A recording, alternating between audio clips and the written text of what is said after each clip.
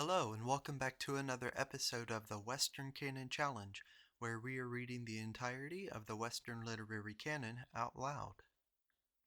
Today we continue our series on Ralph Waldo Emerson. We are on journal collection number 28 of his collected journals. We are also in volume 4 of the old public domain edition, and we are up to October 19th of 1837. Emerson is 34 years old. And with that said, I will read the entry for October 19th and continue to the end. October 19th. We demand the sufficient reason for every fact.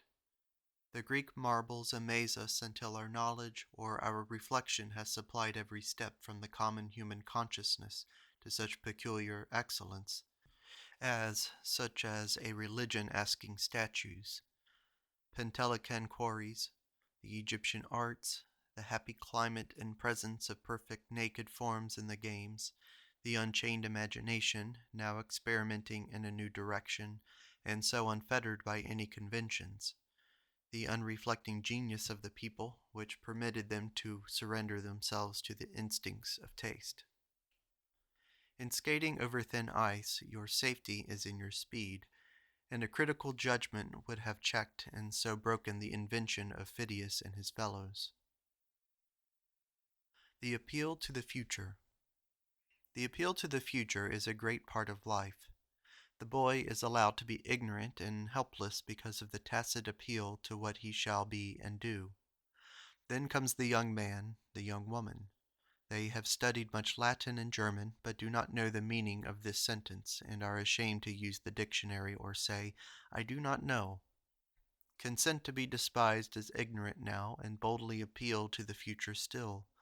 You are old if you reckon the short human life, but if you compare your years with the eternity in which you advance to your extreme youth, this unskilfulness will seem very reasonable. And this, I think, is the reason why genius is said to retain the feelings and freshness of childhood, because to it the horizons do not shut down a short way before the eye, but opens indefinitely. Trust the future, and it shall not betray you. The young man finds the present hostile and cold, and it pays him no dividend, it bakes him no bread. It takes this to be an unequivocal hint that he should abandon his poetic thoughts and all his higher culture, and should accept the vulgar maxims of thrift as the only trustworthy truth. But let him, on the contrary, according to the Spartan maxim of fighting better in the shade, thank God for use this cold eclipse as happiest leisure, which he shall not always have, and bend himself with nimble vigor to laying up the stores of rare knowledge, court the sublime muse, and if his lodging is narrow and his fare the Pythagorean bean, regale himself with the august society with all the bards and philosophers. Verily, he has chosen well. He shall never be ashamed. This is the discipline of the mind in the degrees of property. He learns that above the merely external rights to the picture, to the equipage, which the law protects, is a spiritual property which is insight. The kingdom of the soul transcendeth all the walls and muniments of possession, and taketh higher rights, not only in the possession, but in the possessor, and with this royal reservation can very well afford to leave the so-called proprietor undisturbed as its keeper or trustee. Therefore the wise soul cares little to whom belongs the legal ownership of the Grand Monadnock, of the Cataract of Niagara, or of the Belvedere Apollo, or whatever else it prizes. It soon finds that no cabinet, though decorated with colonnades miles long, or large enough to hold the beautiful wonders it has made its own. It has found the beauty and the wonder progressive. The street is not without its charm. The blacksmith's shop is a picture. The motion and the sound, the play of the living lights on things, it cannot spare. At last it discovers that the whole world is a museum, and that the things are more glorious in their order and home than when a few are carried away to glitter alone. Let us be honest, selection is beautiful also. A well-chosen nosegay has its own charm, and affects the eye, as fields of the same flowers cannot.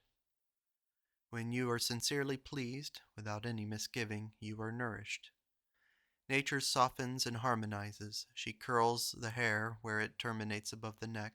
She curves the margin of lakes and ponds and breaks the waves into loveliest forms and paints shadows on the ground and the wall. October 20th. Wild man attracts. As the contemporaries of Columbus hungered to see the wild man, so undoubtedly we should have the liveliest interest in a wild man, but men in society do not interest us because they are tame. We know all they will do, and man is like man as one steamboat is like another. Tame men are inexpressibly tedious, like the talking with a young southerner who says, "Yes, sir," indifferently to every sort of thing you say, thinking "yes, sir" to mean nothing.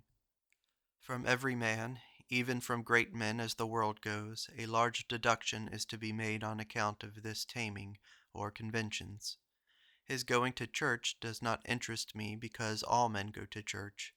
His staying at home would, until I see why he stays at home, if from vulgar reasons. It is dullness still.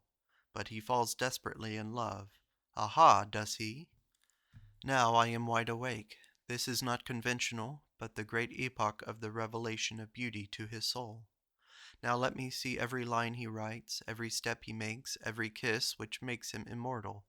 Let those laugh who never were worthy to love. To me each act of his in these golden hours is holy and beautiful. The eternal beauty of this passion is sufficiently shown from the interest which attracts to every sort of love tale in verse or prose which the press spawns from January to December.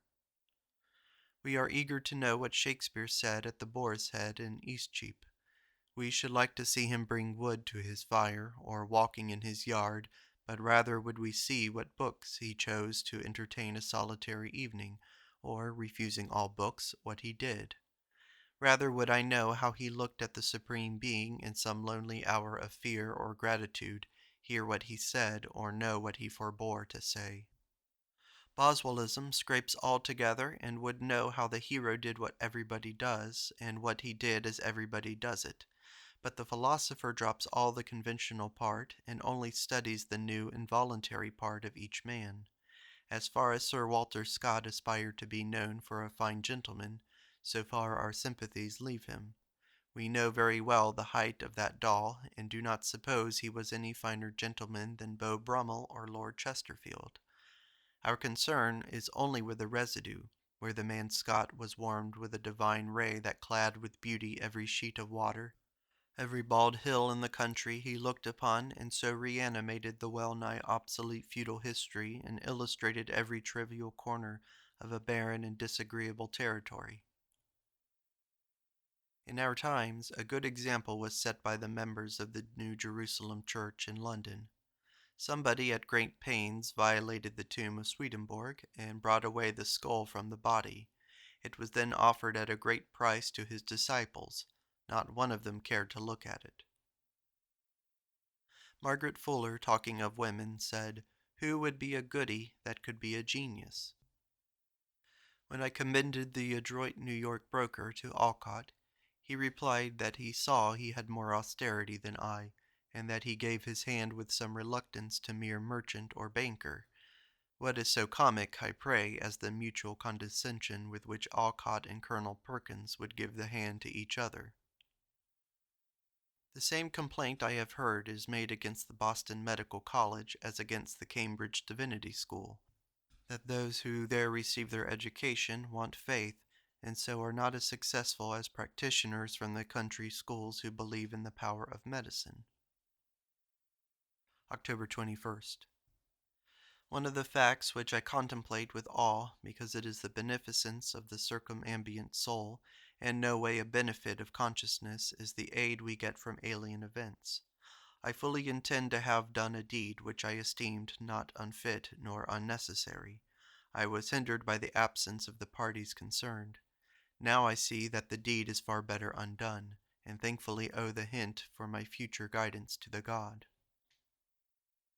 A valuable fact is that mutual teaching which went on at Pestalozzi's school, where the tutors quitted their chair at the end of an hour to go and become with their scholars a class to receive instruction of another teacher, each being thus in turn teacher and pupil. But this relation is instantly vitiated the moment there is the least affectation. If an old man runs and sits down on the same bench with rosy-cheeked boys to hear some formal, not real teaching for the sake of example, he is a fool for his pains, and they may well cry, "Go up, thou bald head, go." And then there is a Latin phrase underneath which is untranslated. I said when I awoke, after some more sleepings and wakings, I shall lie on this mattress sick, then dead, and through my gay entry they will carry these bones. Where shall I be then? I lifted my head and beheld the spotless orange light of the morning beam up from the dark hills unto the wide universe. Proportion. It is well and truly said that proportion is beauty, that no ornament in the details can compensate for want of this. Nay, that ornamented details only make disproportion more unsightly, and that proportion charms us even more perhaps than the materials are coarse and unadorned. I see these truths chiefly in that species of architecture which I study and practice, namely rhetoric, or the building of discourse. Profoundest thoughts, sublime images, dazzling figures are squandered and lost in an immethodical harangue. We are fatigued and glad when it is done. We say of the writer, "Nobody understood him. He does not understand himself." But let that same number of thoughts be dealt with by a natural rhetoric. Let the question be asked, what is said? How many things? Which are they? Count and number them. Put together those that belong together. Now say what your subject is, for now first you know, and now state your inference or peroration in what calm or inflammatory temper you must, and behold, out of the quarry you have erected a temple, soaring in due gradation, turret over tower to heaven, cheerful with thorough lights, majestic with strength, desired of all eyes. You will find the matter less cumbersome.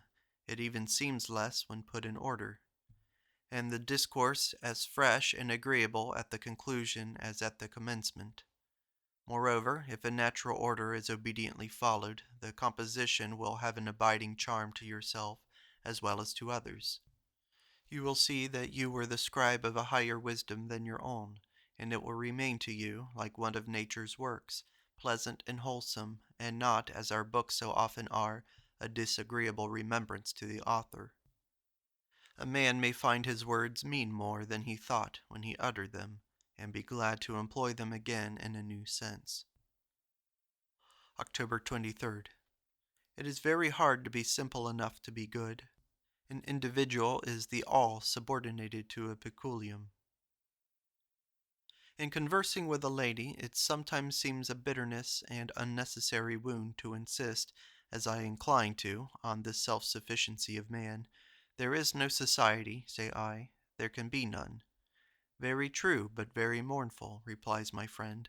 We talk of courses of action, but to women my paths are shut up, and the fine women I think of who had genius and cultivation, who have not been wives but muses, have something tragic in their lot, and I shun to name them.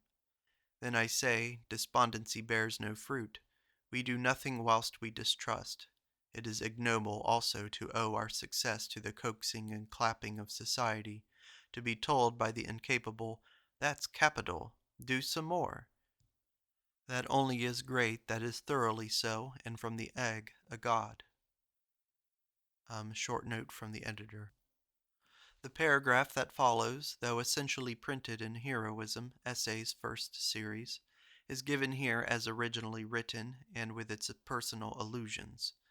The occasion was probably the generous discontent of the aspiring Margaret Fuller. Therefore, I think a woman does herself injustice who likens herself to any historical woman who thinks because Corinna or de Stael or MME do not satisfy the imagination and the serene Themis, none can, certainly not she. It needs that she feel that a new woman has a new, as yet inviolate problem to solve. Perchance the happiest nature that has yet bloomed is hers.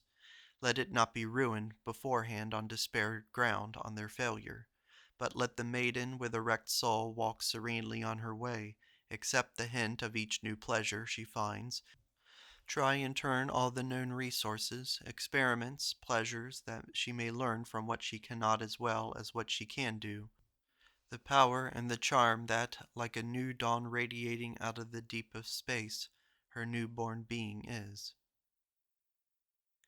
Tears are never far from a woman's eye. The loveliest maiden on whom every grace sits, who is followed by all eyes, and never knew anything but admiration, weeps much, and if unexpected changes should blast her hopes, then the tears fall so naturally as nothing but grief seems her native element. It seems to me as if the high idea of culture as the end of existence does not pervade the mind of the thinking people of our community, the conviction that a discovery of human power, to which the trades and occupations they follow, the connections they form, and the motley tissue of their common experience are quite subordinate and auxiliary, is the main interest of history. Could this be properly taught, I think it must provoke and overmaster the young and ambitious and yield rich fruits.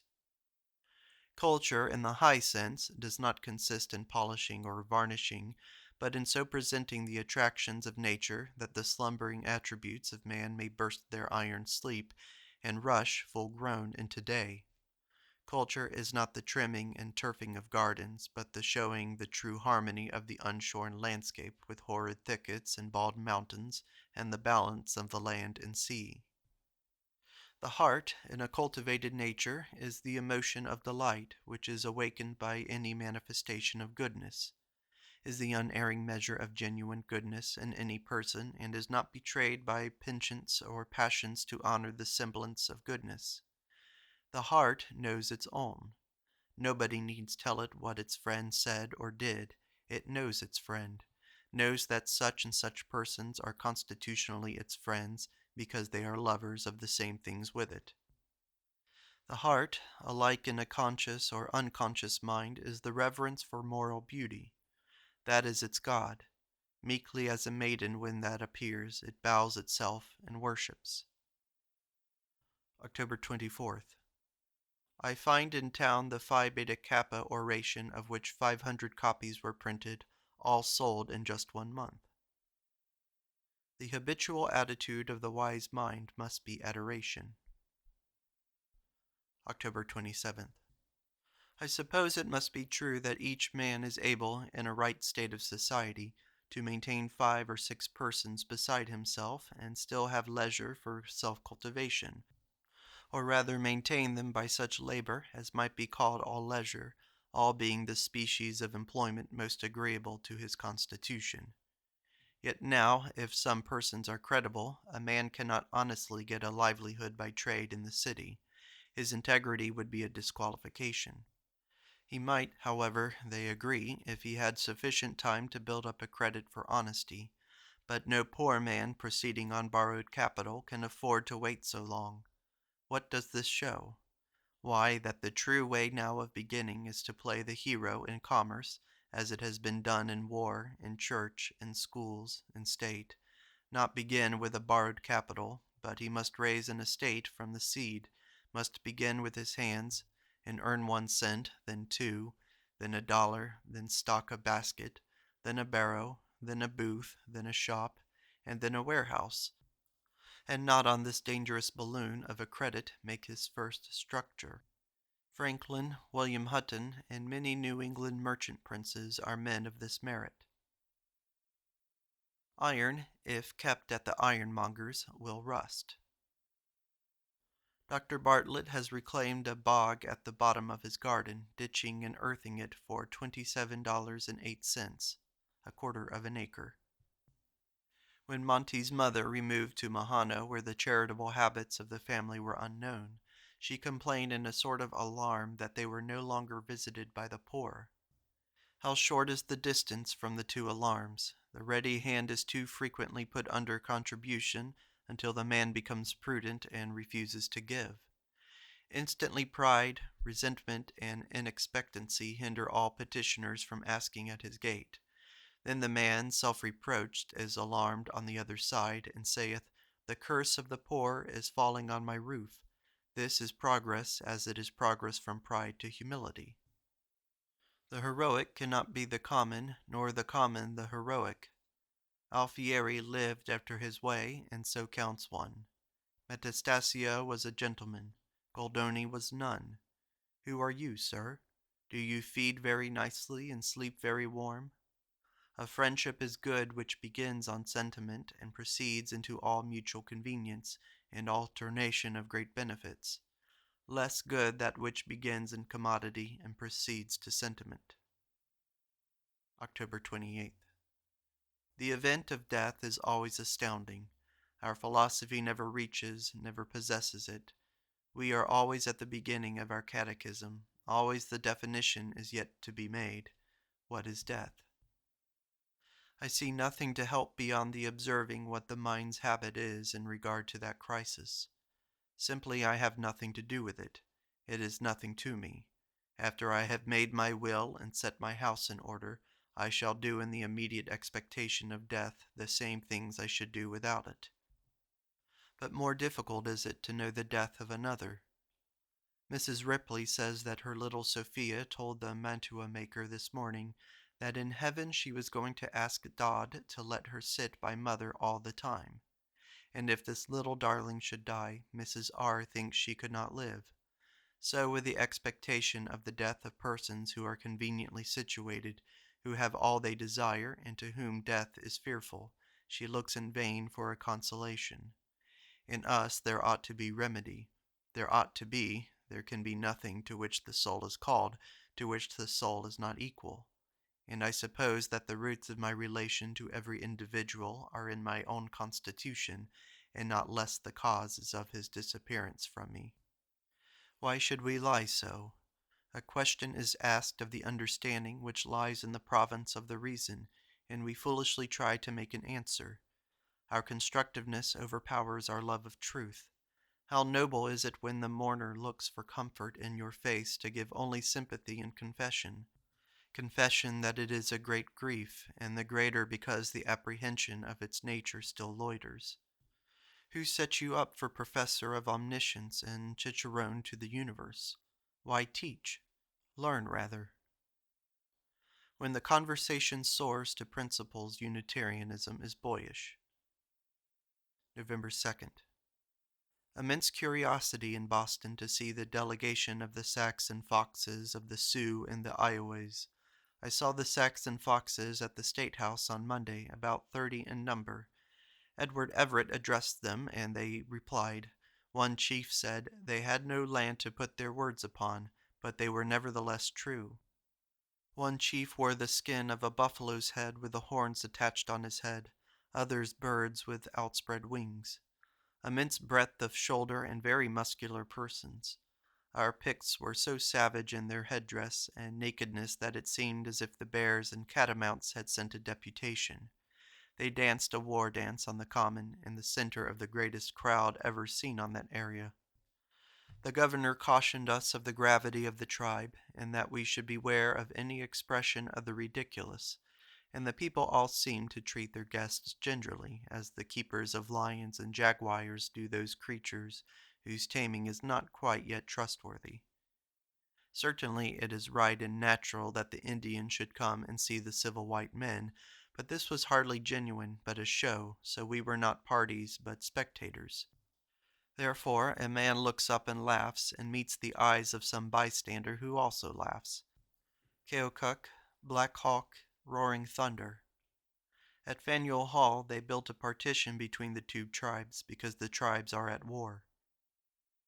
November 3rd. Last night I wrote to Carlyle to inform him of the new edition of his history, and to Mr. Landor I sent Nature and the Oration, Phi Beta Kappa, by Charles Sumner, Esquire. Our calendar: New Year's Day, 4th March, April Fool's, May Day, Election, 4th of July, Independence, Commencement, Phi Beta Kappa, Cattle Show, Muster, Thanksgiving, Christmas. It is the right economy of time to do nothing by halves, nothing for show, nothing perfunctorily. If you write a letter, put your earnest meaning in, and God shall reward you by enlarging your sight. But save your thought, and you shall find it worthless, and your wordy letter worthless also. In writing a review, Put in only that you have to say, only the things, and leave the consideration of the Greeks and Romans and the universal history quite out. Stop when you have done, and stop when you have begun if it is not something to you. Poetry precedes prose as the child sings all his words before he speaks them. People are not the better for the sun and moon. November 6th. Fuller at Providence explained to me his plans, quote, that he was to keep the school 5 years, income so much, outlay so much, then he should be able to go to Europe, etc., etc. When I repeated all this to Alcott, he expressed chagrin and contempt, for Alcott holds the school in so high regard that he would scorn to exchange it for the presidency of the United States. The school is his Europe, and this is a just example of the true rule of choice of pursuit. You may do nothing to get money which is not worth your doing on its own account. This is the sense of, quote, he that serves at the altar shall live by it, end quote. Every vocation is an altar. There must be injury to the Constitution from all faults, from all half-action, nor will the plainly expressed wishes of other people be a reason why you should do, to oblige them, what violates your sense, what breaks your integrity, and shows you falsely, not the man you are.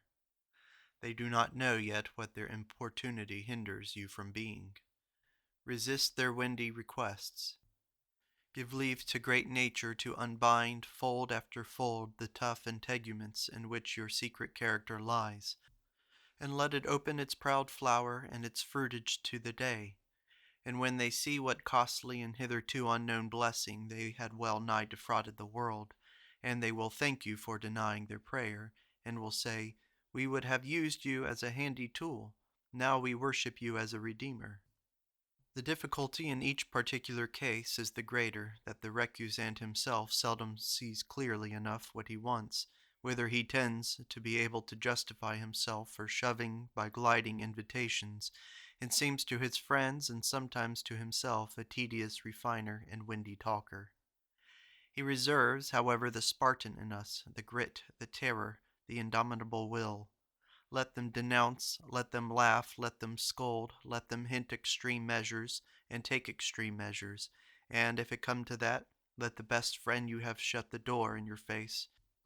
And now under the cold heaven, with literal grim poverty to meet you as you can, is something for a man to do. Here is need for your pluck, and kings for your competitors. Poverty is commonly lamentable because there is no soul. The poor are chicken-hearted people who desire to save appearances, to eat roast meat and dress in a gentlemanlike manner, and be thought to have business in State Street, and all the charity and all the sighing of his friends is directed to that end, to new paint him. If poverty is merely culinary, it is very sad, because it is very helpless. But if his poverty is want of bread to eat and clothes to wear, simply because he will not sell his will, his tastes, his honor for that pottage, and he keeps of course his will, his tastes, and his honor, it is very remedial and no wise lamentable poverty. It is a time, as Burke said, for a man to act in. Now is the time to set the teeth, to plant the foot. He is now to convert the warlike part of his nature, always the attractive, always the salient, the almighty part, in which lies in the lukewarm, milky dog days of common village life, quite stupid, and so leaves common life so unattractive. He is to bring his artillery to bear. He is to, quote, cry havoc and let slip the dogs of war, end quote. He has now field and hour and judges, and is to fight out, with all gods to friend, his just cause with a resolution and address like Alexander's at Arbela. Caesar, Bonaparte, Alexander had not just cause. Even Tell, Washington, and Miltiades, in the judgment of William Penn and William Ladd, had not just cause, but he has. In the common life a man feels hampered and bandaged. He cannot play the hero. There would be affectation in it. He must fight, like poor blank, with his pump head, but if he is once rejected by all patrons and all relatives, is fairly set adrift, why then let him thank his gods that he has sea room, and use his freedom so as never to lose it again. It is an immense gain, if he reckon it well, to have no longer false feelings and conventional appearances to consult. A few shillings a day will keep out cold and hunger, and he will not need to study long how to get a few shillings a day honestly. Why, yes, perhaps he said wisely who said that war is the natural state of man and the nurse of all virtues. I will not say man is to man a wolf, but man should be man to a hero. It is a question of culture, which is best, a fair or a blotted page. The ultra-benevolence of mine Asia reminds me of the pretty fable of the 7 cedar birds sitting on the bough, who passed the morsel which one had taken from bird to bird with courtesy until it returned again to the first. None cared for the morsel. All are fed with love. Asia makes my gods hers. Perhaps in the village we have manners to paint which the city life does not know. Here we have Mr. S., whom is man enough to turn away the butcher who cheats in weight and introduce another butcher into town. The other neighbors could not take such a step. Here is Mr. E., who, when the moderator of the town meeting is candidate for representative, and so stands in the center of box inspecting each vote, and each voter dares carry up a vote for the opposite candidate and put it in. There is the hero who will not subscribe to the flagstaff or the engine, though all say it is mean. There is the man who gives his dollar, but refuses to give his name, though all the contributors are set down. There is Mr. H., who never loses his spirits, though always in the minority, and though, quote, the people behave as bad as if they were drunk, quote, he is just as determined in opposition, and just as cheerful as ever. Here is Mr. C., who says, honor bright, and keeps it so. Here is Mr. S., who warmly assents to whatever proposition you please to make, and Mr. M., who roundly tells you he will have nothing to do with the thing. The high people in the village are timid, the low people are bold and nonchalant, negligent too of each other's opposition, for they see the amount of it and know its uttermost limits, which the more remote proprietor does not. Here, too, are not to be forgotten our 2 companies, the light infantry and the artillery, who brought up one the brigade band and one the brass band from Boston, set the musicians side by side under the great tree on the common, and let them play 2 tunes and jangle and drown each other, and presently got the companies into actual hustling and kicking. To show the force that is in you, and whether you are a philosopher and call it heroism, or a farmer and call it pluck, you need not go beyond the tin-man shop or the first corner. Nay, the first man you meet who bows to you may look at you in the eye and call it out. Here is J. M. not so much a citizen as a part of nature, in perfect rapport with the trout in the stream, the bird in the wood or pond side, and the plant in the garden. Whatsoever is early or rare or nocturnal, game or agriculture he knows, he being awake when others sleep, and asleep when others wake. Snipe, pelican, or breed of hogs, or grafting or cutting, woodcraft or bees. Miracles have ceased. Have they indeed? When? They had not ceased this afternoon when I walked into the wood and got into bright miraculous sunshine in shelter from the roaring wind.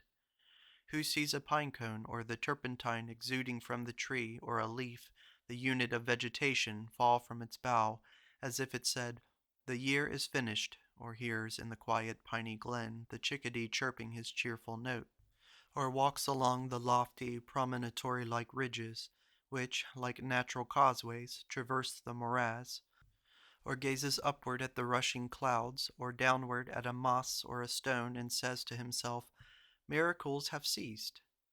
Tell me, good friend, when this hillock on which your foot stands swelled from the level of the sphere by volcanic force, pick up that pebble at your foot. Look at its gray sides, its sharp crystal, and tell me what fiery inundation of the world melted the minerals like wax, and as if the globe were one glowing crucible, gave this stone its shape. There is the truth-speaking pebble itself, to affirm to endless ages the thing was so. Tell me where is the manufactory of this air, so thin, so blue, so restless, which eddies around you, in which your life floats, of which your lungs are but an organ, and which you coin into musical words. I am agitated with curiosity to know the secret of nature. Why cannot geology, why cannot botany speak and tell me what has been, what is, as I run along the forest promontory, and ask when it rose like a blister on heated steel? Then I looked up and saw the sun shining in the vast sky, and heard the wind bellow above, and the water glistened in the vale. These were the forces that wrought then and work now. Yes, there they grandly speak to all plainly, in proportion as we are quick to apprehend. Go into a botanical garden. Is not that a place of some delight? Go to a muster field, where 4 regiments are marching with flags, music, and artillery. Is not that a moving spectacle? Go to a dance, and watch the forms and movements of the youths and maidens. Have they nothing of you in keeping? Go to a church, where gray old men and matrons and children bend and sit still in pious frames. Go to the top of Monadnock, to the Vatican, to the unburied Pompeii. November 8th. Yesterday, William Channing and John S. Dwight came here and found me just ready to go to Lowell to read the first lecture of my course. As they seemed to be bearers of the right Promethean fire, I hated the contretemps. To Lowell also went wife and child. I believe the man and the writer should be one, and not diverse, as they say Bancroft, as we know Bulwer is. Wordsworth gives us the image of the true-hearted man, as Milton, Chaucer, Herbert do, not ruffled fine gentlemen who condescend to write like Shaftesbury, Congreve, and, greater far, Walter Scott. Let not the author eat up the man, so that he shall be a balcony and no house. Let him not be turned into a dapper clerical anatomy, to be assisted like a lady over a gutter or a stone wall.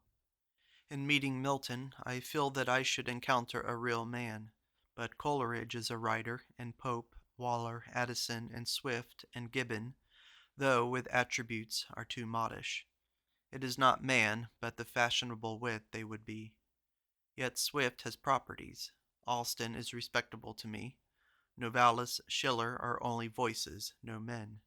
Dr. Johnson was a man, though he lived an unfavorable solitude and society of one sort, so that he was an unleavened lump, at least, on which a genial unfolding had only begun. Humanity cannot be the attribute of these people's writing. Humanity, which smiles in Homer, in Chaucer, in Shakespeare, in Milton, in Wordsworth. Montaigne is a man. Lydian made a very just remark today, that certainly she gave clothes, bedding, or money to her sick and poor neighbors, lately with a greater confidence, because of the written verse, quote, "Give to him that asketh of thee, and from him that would borrow of thee turn not thou away." It is true that the inclination to bestow gets edge from the time-honored text in which it is embodied. As good a commentary as need be on the power of a sentence, as good a commentary on Christianity as is often to be found. The eyes of men converse. To what end all the forms of society, all these meetings and partings, these professions, invitations, courtesies, if by them all a man cannot learn something vastly more weighty than the mere formal occasion and pretext of the hour? In every company into which a man goes, there is he gauged. There he feels himself tried, assayed, and stamped with his right number. Darkness. Milton's expression of music smoothing the raven down of darkness till it smiled has great beauty. Nothing in nature has the softness of darkness. Ride in the night through a wood, and the overhanging boughs shall become the eye lumps of darkness, and of an unutterable gentleness to the sense. How graceful and lively a spectacle is a squirrel on a bough cracking a nut! How sylvan beautiful a stag bounding through Plymouth woods! How like a smile of the earth is the first violet we meet in spring! Well, it was meant that I should see these and partake this agreeable emotion, was it not? And was it not further designed that I should thereby be prompted to ask the relation of these natures to my own? And so the great word comparative anatomy has now leapt out of the womb of the unconscious. I feel a cabinet in my mind unlocked by each of these new interests. Wherever I go, the related objects crowd on my sense, and I explore backward and wonder how the same things looked to me before my attention had been aroused. Right-minded men have recently been called to decide for abolition. It is long ere we discover how rich we are. November 11th. In Boston yesterday, heard Governor Everett read a lecture to the Diffusion Society, and thence went to Faneuil Hall where Webster presided at the caucus, and heard Bell of Tennessee, Graves and Underwood of Kentucky, and Hoffman of New York. The speaking was slovenly, small, and tiresome, but the crowd exciting and the sound of the cheering extraordinarily fine. Webster said, when Bell ended, that, quote, "It was not a festive occasion, yet he would venture to propose a sentiment to the meeting, the health of Mr. Bell and the Whigs of Tennessee, and 3 times 3, end quote. Then was heard the splendid voice of 4 or 5,000 men in full cry together. Such voice might well predominate over brute beasts. It was merely a spectacle to me. But the genius loci is more commanding at Faneuil Hall than at any other spot in America. The air is electric. Every man thinks he can speak whilst he hears, lifted off his feet oftentimes, the multitude swaying alternately this side and that. In such crowds few old men, mostly young and middle-aged, with shining heads and swollen veins. The mob is all the time interlocutor, and the bucket goes up and down according to the success of the speaker. The pinched, wedged, elbowed, sweltering multitude, as soon as the speaker loses their ear by tameness of his harangue, feel all sorely how ill accommodated they are, and begin to attend only to themselves, and the coarse outcries made all around them. Then they push, resist, swear, and fill the hall with cries of tumult. The speaker stops. The moderator persuades, commands, entreats, "Order!" The speaker gets breath and a new hint, and resumes, goes to the right place, his voice alters, vibrates, pierces the private ear of every one, the mob quiets itself somehow, every one being magnetized, and the hall hangs suspended on the lips of one man. A happy deliverance of common sentiments charms them, the people. Never the fineness or depth of the thought, but the good saying of the very few and very poor particulars which lie uppermost in every man's mind at the meeting. All appear struck with wonder and delight at this cheap and mediocre faculty, so rarely is it found. If the speaker become dull again, instantly our poor wedges begin to feel their pains and strive and cry. A musical tone out of Judea makes itself heard farther on time than the mad hurly-burly of the Reign of Terror. November 16th.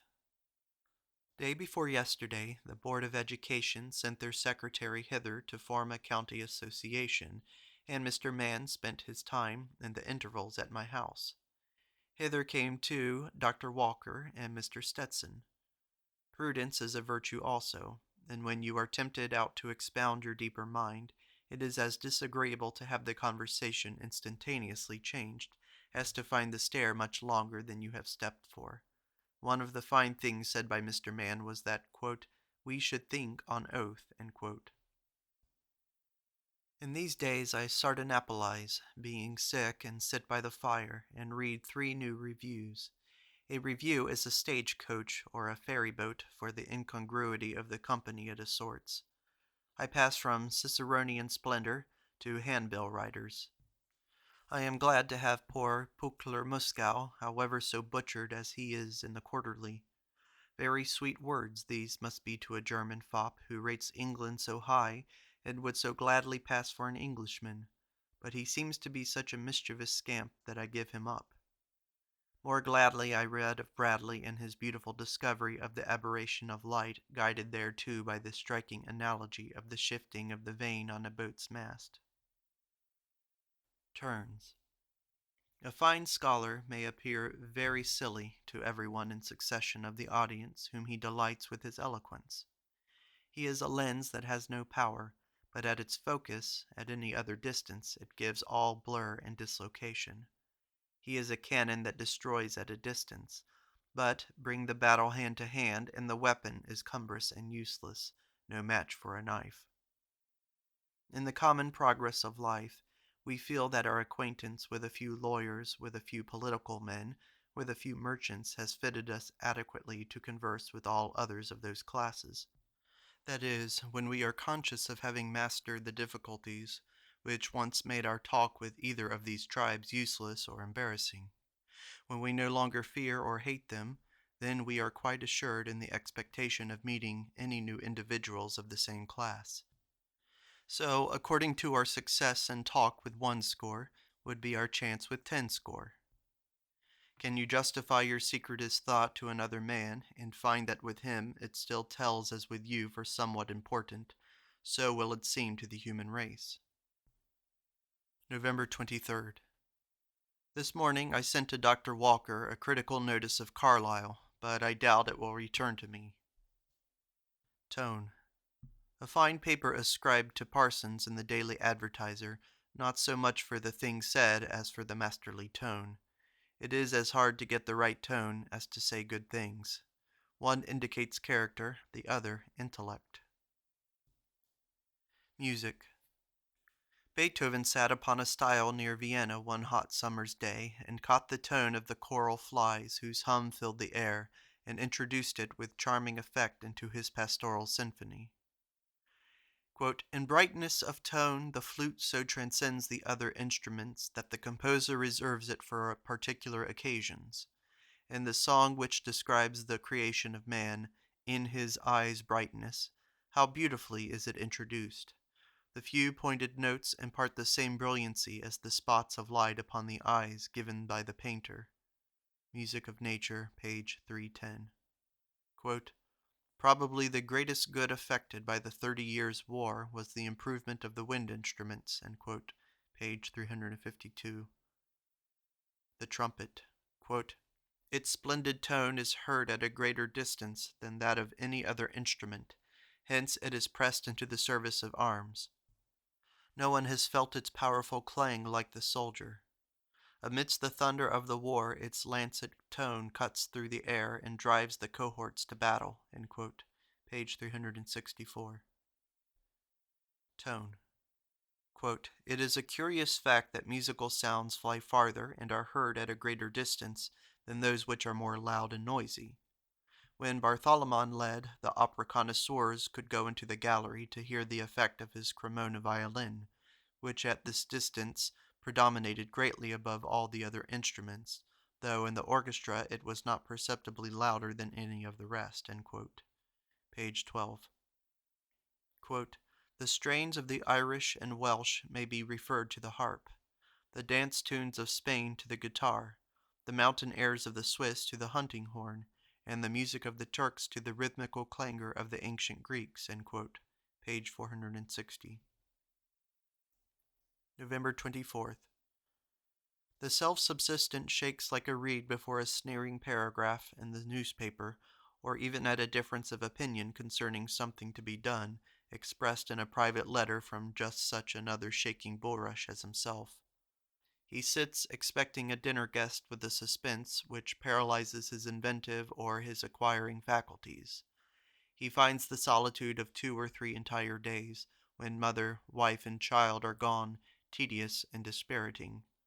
Let him not wrong the truth and his own experience by too stiffly standing on the cold and proud doctrine of self-sufficiency. Culture. To what end existed those gods of Olympus, or the tradition so irresistibly embodied in sculpture, architecture, and a perdurable literature, that the names Jupiter, Apollo, Venus still haunt us in this cold, Christian Saxon America, and will not be shaken off? To what end the ethical revelation which we call Christianity, with all its history, its corruption, its reformation, the revivals of letters, the press, the planting of America, the conversion of the powers of nature to the domestic service of man, so that the ocean is but a water wheel and the solar system but a clock?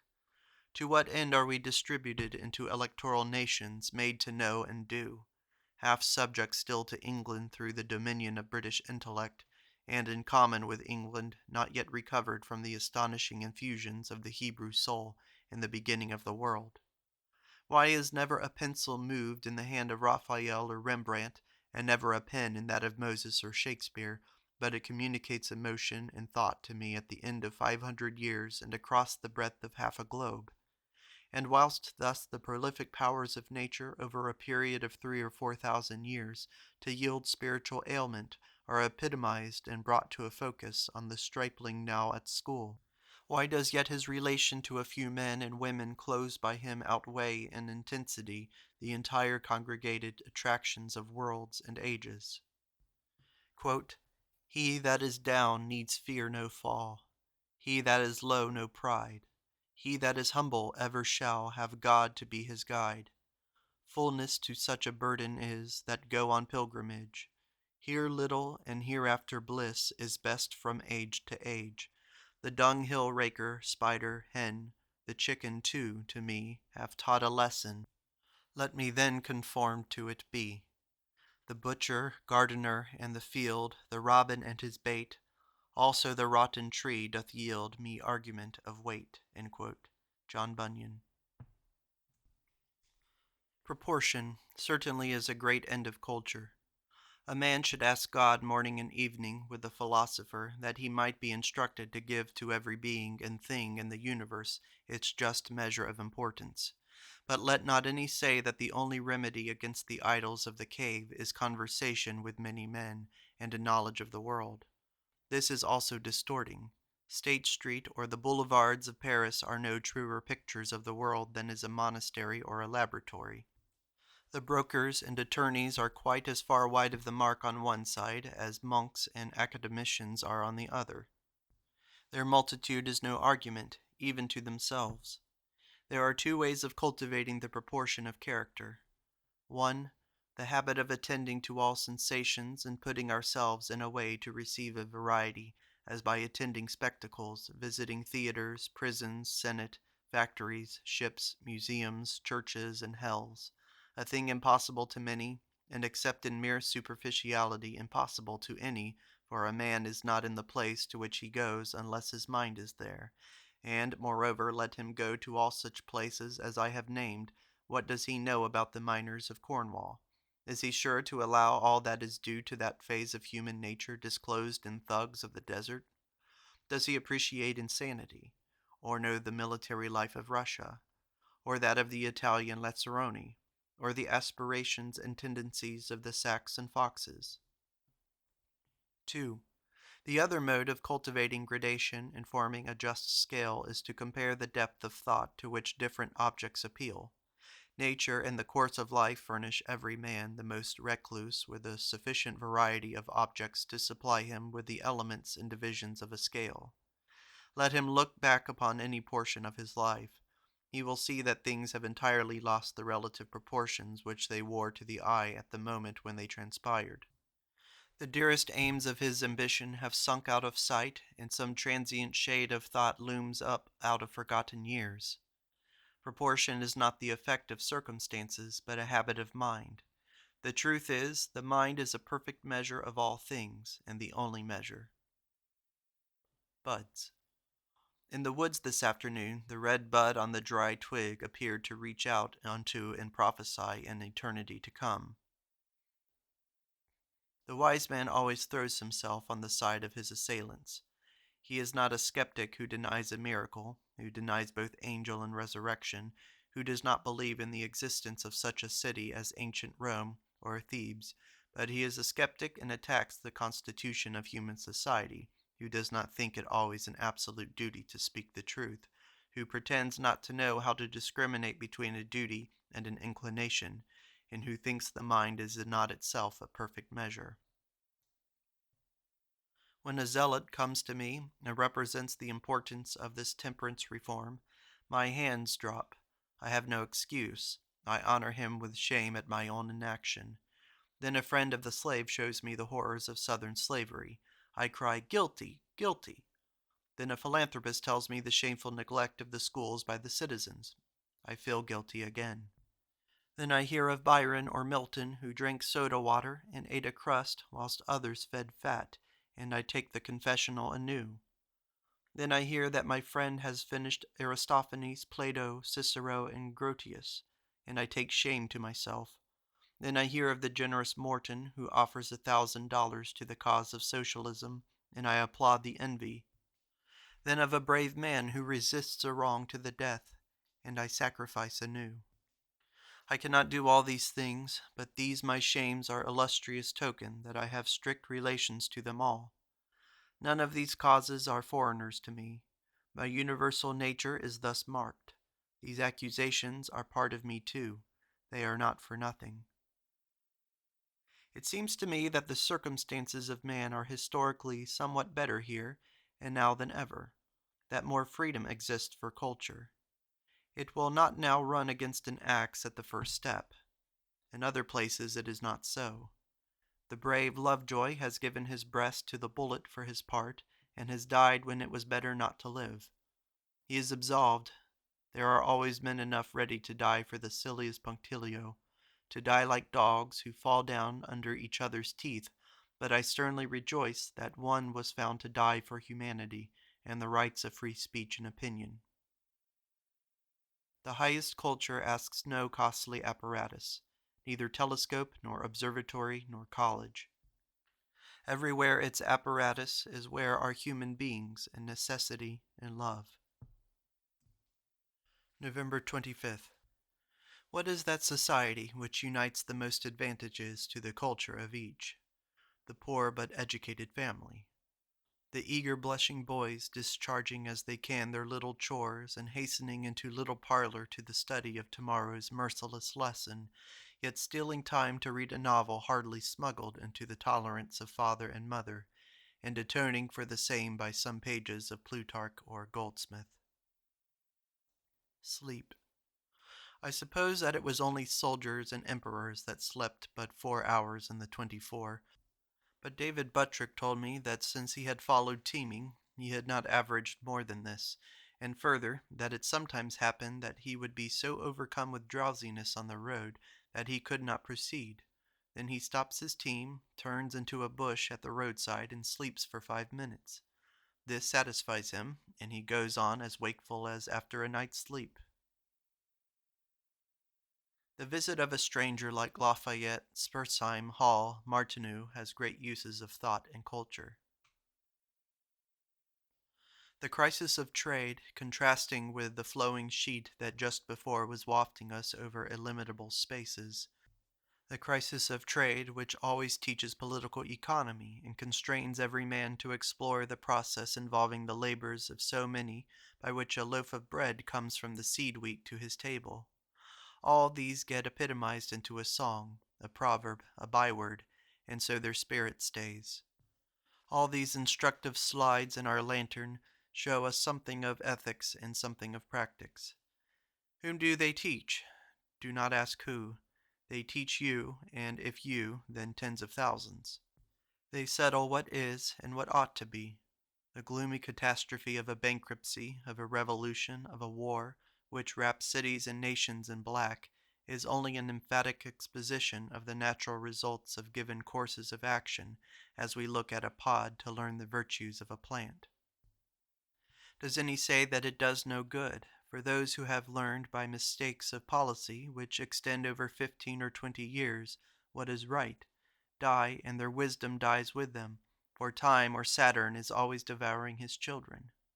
With that death I have no concern. The soul in us gives us no anticipation of any such fate. On the contrary, never looks that way, says, "What have I to do with it?" and craves always this nectar of the gods, knowledge, ambrosia. The earth is not a place of results, but a place of lessons, and it doth not yet appear what we shall be. It does not exactly fit the thing to say it was designed that these transactions should so teach us as they have, but this effect and this action meet as accurately as the splendid lights of morning and evening meet the configuration of the human eye and the more interior eye of taste. November 27th. What is culture? The chief end of man. What is the apparatus? His related nature. What is the scale? Himself. What are my advantages? The total New England. Expressiveness. I magnify instincts. December 3rd. Lydian says it is wicked to go to church Sundays. December 8th. Waldo walks alone. Whilst meditating on the ideal, I hear today from the pulpit, "The friendship of the world is enmity with God," which thus translates itself into the language of philosophy. Harmony with the actual is discord with the ideal. Ends meet, or the modern use of antiquity. The progress of science is to bring the remote near. The kelp, which grew neglected on the roaring sea beach of the Orkneys, now comes to the shops. The seal, the otter, the ermine that none saw but the Eskimo in the Rocky Mountains, they must come to Long Wharf also. The shells, the strombus, the turb, the pearl that hid 600 fathoms down in the warm waters of the Gulf, they must take the bait and leave their silent houses and come to Long Wharf also. Even the birds of Labrador, that lay their eggs for ages on the rocky coast, must send their green eggs now to Long Wharf, whilst this happens. So I think will it be the effect of insight to show nearer relations than are yet known between remote periods of history and the present moment. The Assyrian, the Persian, the Egyptian era, now fading fast into twilight, must reappear today, and as varnish brings out the original colors of an antique picture, so a better knowledge of our own time will be a sunbeam to search the faintest traces of character in the foundations in the world. So I think Olympus and Memphis and Moses and Zoroaster and Tubal Cain have not done all their duty yet. Homer, Greece, Rome, and Egypt certainly have come nearer to us for Wolfe, Bentley, Niebuhr, Müller, Winckelmann, and Champollion. How much waste strength is in the world, since no man works with half or a quarter or a tithe of his strength, considering his profession or office not his proper work, but only perfunctorily done. The fair girl whom I saw in town expressing so decided and proud choices of influences, so careless of pleasing, so wilful and so lofty a will, inspires the wish to come nearer to and speak to this nobleness. So shall we be ennobled also. I wish to say to her, never strike sail to any. Come into port greatly, or sail with God the seas. Not in vain you live, for the passing stranger is cheered, refined, and raised by the vision. Quote-unquote understanding. The small man's part in conversation seems to be to keep by him an ewer containing cold water, and as fast as in different parts of the room a little blaze is generated, he applies a little cold water with his hand to the place. Sunday I could not help remarking at church how much humanity was in the preaching of my good uncle, Mr. Sam Ripley. The rough farmers had their hands at their eyes repeatedly, but the old hardened sinners, the arid educated men, ministers, and others were dry as stones. December 9th.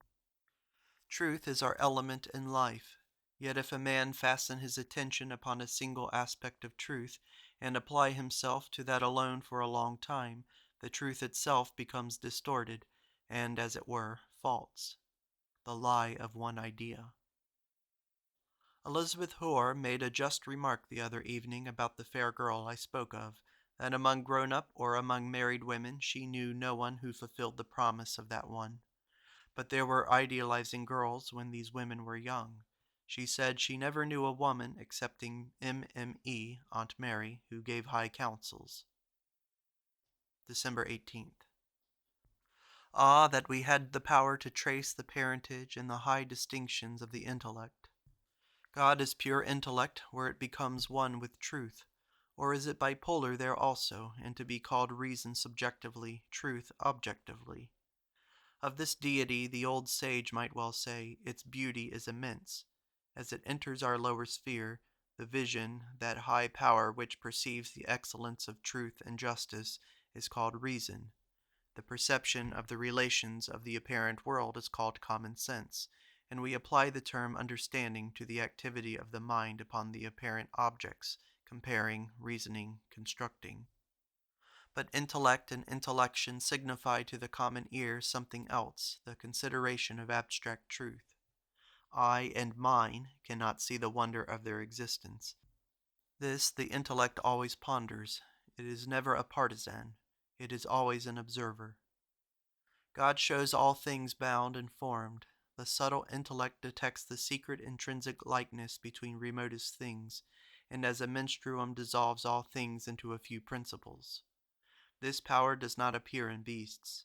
They are wholly immersed in the apparent, and do never, as we say, float over it and see themselves also as facts. The order of the universe seems always one, not diverse, but more and less. Thus, over all the brute creation seems to brood a common soul, the same in all and never individualized. Each ox, each sheep is not an individual as a man is, but only one piece more of the ox kind, of the sheep kind. Their life, which contains their instincts, is over them, according to the ancient saying, God is the soul of brutes. In a higher sphere of rational life dwells the infant man. The child is pervaded by an element of reason, but does not individualize himself or say I. The child lives with God, but as a dweller in this higher sphere, that of absolute truth. This infinite nature bursts through at last into the affirmative of real being, I am. Feebly it enters into him. His life is the life of the senses, of the apparent, of the actual. But he is continually impelled by the influx of the higher principle to abstract himself from effects and dwell with causes. This is the region of laws, the sphere of the intellect, the native air of the human soul. Few men enter it, but all men belong there. Authors or books quoted or referred to in journal for 1837. Thucydides, Seneca, Persius, Plotinus, Kalidasa Mega Duta apud Asiatic Journal, Abulfeda Historia Muslimica, Poems of Samuel Daniel, Donne, Waller, and Cowley, Clarendon History, Shaftesbury, Bunyan, Pilgrim's Progress. This is the end of journal collection number 28 by Ralph Waldo Emerson. In the next video, we will continue to journal collection number 29, which spans the year 1838, when the author in May would turn 35 years old. Thank you for listening.